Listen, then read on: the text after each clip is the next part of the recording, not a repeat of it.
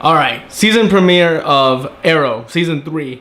They're not holding anything back. I mean, my God, from beginning to end, I was just constantly excited. There's just like action everywhere and drama, but at the same time, that made me a bit concerned. All right, well, I like where everyone is right now. Oliver Queen is broke now, but he's still out there, fighting the good fight, and he's having Felicity help him, prepare to buy back his company. And then it begins with him, Roy, Diggle, all of them still, fighting criminals. And it's good to see Roy in his new outfit. It looks pretty badass. And then as time goes on, Oliver and Felicity start up this romance, but immediately on their first date, the Count, which I'll get to him in a second, with an RPG blows up the whole restaurant. Good God, that's just like over excessive, like no subtlety, no, just boom, blow everything up. Oh, the damn.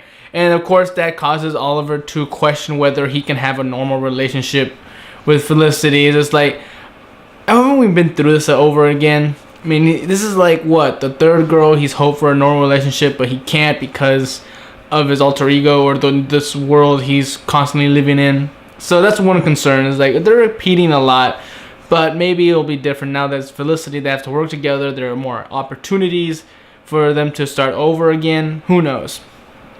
But back to the Count. At first, I was a bit confused as to his introduction, because I wonders like, wait, that's not the Count. Who is this guy? Did they change the actors?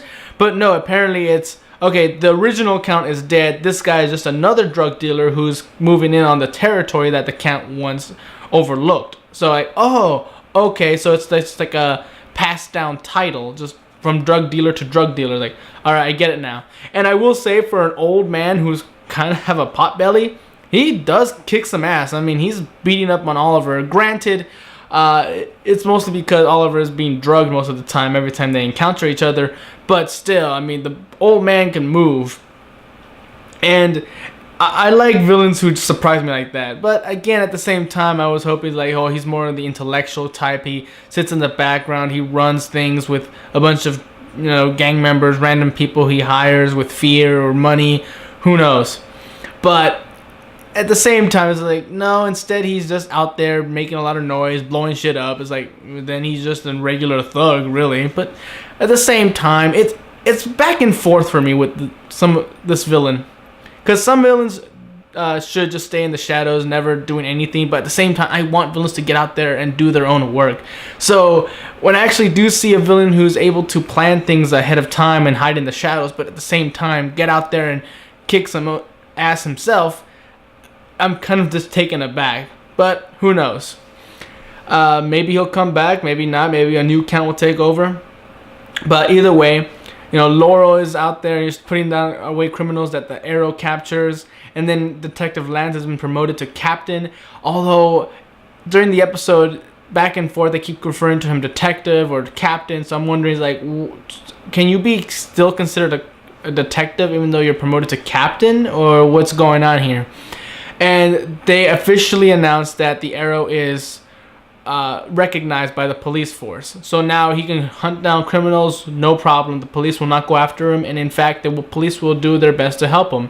However, they still don't want vigilantes because it's a dangerous business. They're just making the Arrow an exception because he's done so much for them. Like, okay, this is nice. I like this. No more cops trying to take him down because that storyline has just been done to death. I'm glad.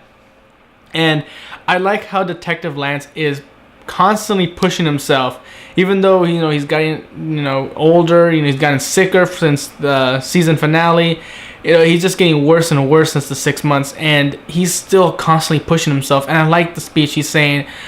I've been a cop all my life before my children were born. It's all I know. I can't just sit behind a desk and start doing paperwork. It's not me. And I can sympathize with that. It's like doing a job your entire life a certain way, and it's been working, and then out of nowhere, you have to change your lifestyle. That you're immediately taken out of the field. It's like, no, now your job consists of doing this, the complete opposite of what you've been doing. I don't know how to do that. Or at least I don't know how to deal with living a life like that. But at the same time, I like how Laurel comes in to makes them realize, like, your job is also to be my father. It's like, okay, this is nice. I like seeing this. And even Sarah comes back, Black Canary, very rushed. Like, she just came out of nowhere, like, hey, I'm here. Like, okay, hi. Why are you here? Well, she never explains why. But right before the episode ends, wow, I mean, 3 arrows through the chest. She's dead. They didn't waste any time. No build-up. It's like, Arrow leaves to go talk to Barry Allen. Again, I like that little crossover thing. It's like, okay, so they're acknowledging this is happening as the first episode of The Flash. Got it. But out of nowhere, Black Canary turns around, is like, who are you? Boom, boom, boom. Ah! Just like, damn. Just damn. Out of nowhere. Took me by surprise. And I'm honestly torn up, but not as much as I would have loved to be. Because, again, she came out of nowhere. We have no idea what she's been up to in the last couple months. And all of a sudden she's back just to be killed. Like, I don't know how to feel about that.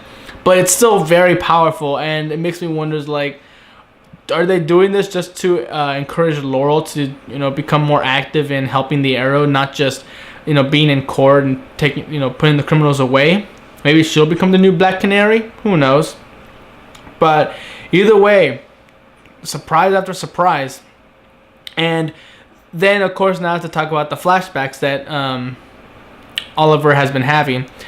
It's back in Hong Kong. He's constantly trying to escape over and over from Amanda Waller. And she's like, pretty much saying, it's easy. She's threatening him, like, it's easy to kill someone who's already considered dead.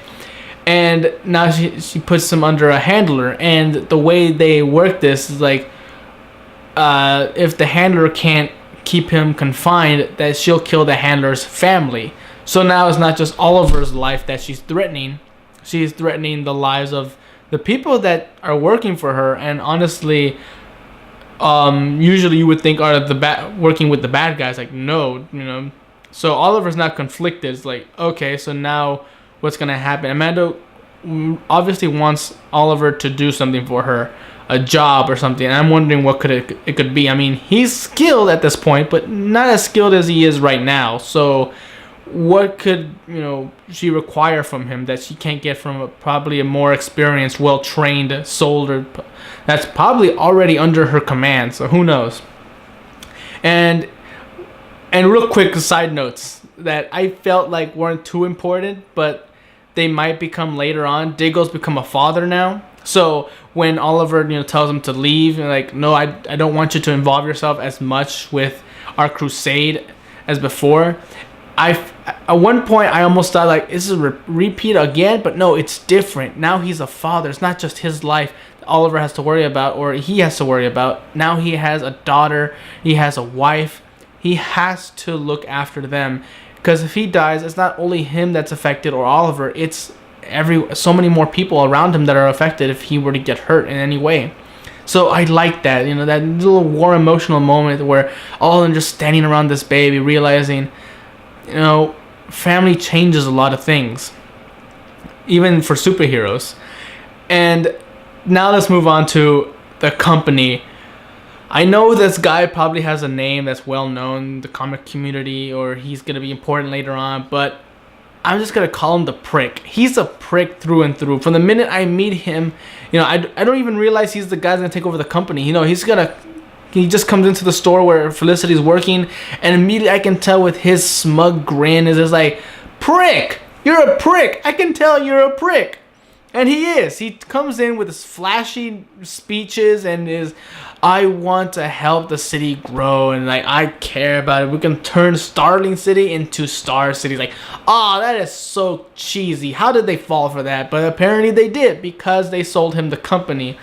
And he has to rub his everyone's face in. Is like, he goes up to Felicity even after he lied to her and used her to gain the advantage over Oliver in taking them down information and everything like that, and actually offers her a job. Now at one point I'm wondering, like, Oliver will say, you know what, take the job, keep an eye on him, make sure the company isn't destroyed or he isn't using it in any illegal ways. Like, okay, that could work. But of course, you know, for now, let's treat him like a prick, ignore him, and yeah, pretty much. But I know it's gonna play an important role. But there's no way that it's gonna sell the company to some nobody and never come back to it. No, that company belongs to Oliver Queen. He's gonna obtain it. So all in all, great season opener. There were a couple of concerns, but again, they'll probably be, you know, answered and just really just fixed in future episodes. And they weren't even that important to begin with. They're probably nitpicking, but still, I mean, you got to look at everything. And from what I'm seeing, this is going to be a great season again. I mean, season 1 was fantastic. Season 2 was even better. Season 3, who knows? I mean, I honestly don't know who's going to be the big bad. Now, they did make reference to Ra's al Ghul, but I don't know if he seems a bit too big to just for Arrow to take down by himself. It seems more important. And with the Black Arrows, Black Archer is back. Maybe it's maybe it's Merlin. Who knows?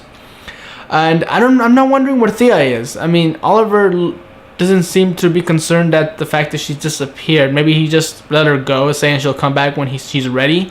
But who knows? I would have liked at least one sentence or one scene showing some concern.